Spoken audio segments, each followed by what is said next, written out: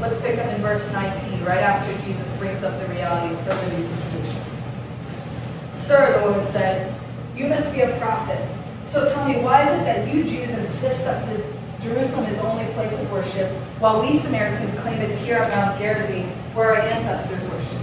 Jesus replied, "Believe me, dear woman, the time is coming when it will no longer matter whether you worship the Father on this mountain or in Jerusalem.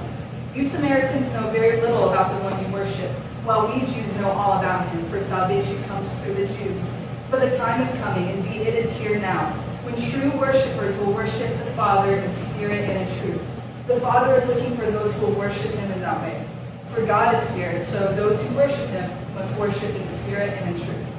The woman said, "I know the Messiah is coming, the one who is called Christ. When he comes, he will explain everything to us." Then Jesus said to her, "I am the Messiah."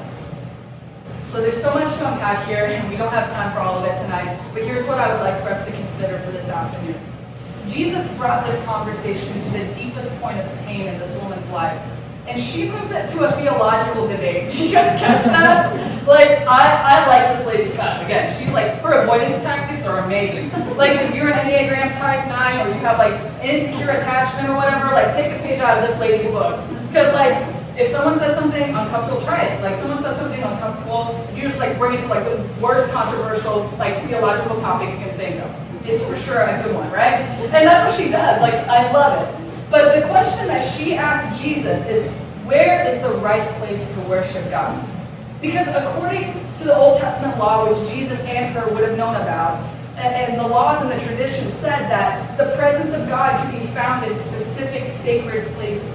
And so this woman wants to know, is it the sacred place that the Samaritans say, or is it the sacred place that the Jews say?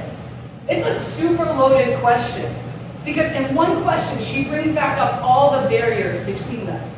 It's a question about belonging, about acceptance, about racial and ethnic divide, about rejection, about justice, about holiness.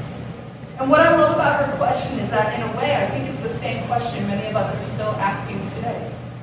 Is there room for me in God? And listen to how Jesus responds to her just one more time. Jesus replied, "Believe me, dear woman, the time is coming when it will no longer matter whether you worship the Father on this mountain or in Jerusalem. You Samaritans know very little about the one you worship, while we Jews know all about him, for salvation comes to the Jews.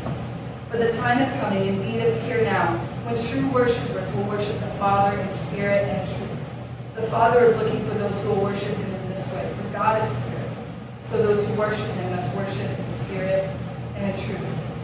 What Jesus is saying to this woman is that it's not about the places you think it's about.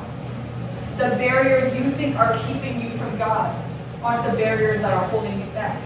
The barriers that other people are telling you are keeping you from God aren't really what the barriers are. See, where is the right place to worship God? Where is the right place to come into his presence? What Jesus is telling this woman is, it's right here because I'm here. There is room. Right here on this road that most people avoid because of racial and ethnic tension, this is the right place to worship God. So what I want to tell you tonight is that if you have found yourself caught up in the polarization of our culture, listen, there is room for you in God. Right here in this conversation that is socially unacceptable because of class and gender, this is the right place to worship God. So if you have found yourself excluded, unwelcome, uncomfortable, listen, there is room for you in God. Right here at this well in noon time, this is the right place to worship God. So if you are ashamed, if you have felt rejected, if you feel alone and brokenhearted, if you have made more mistakes than you can count, there is room for you in God. The barriers that we think are keeping us from God aren't barriers to him. You don't need a mountain or a temple or a city. Jesus will find a way to show up at the well for you. That's what he's telling you.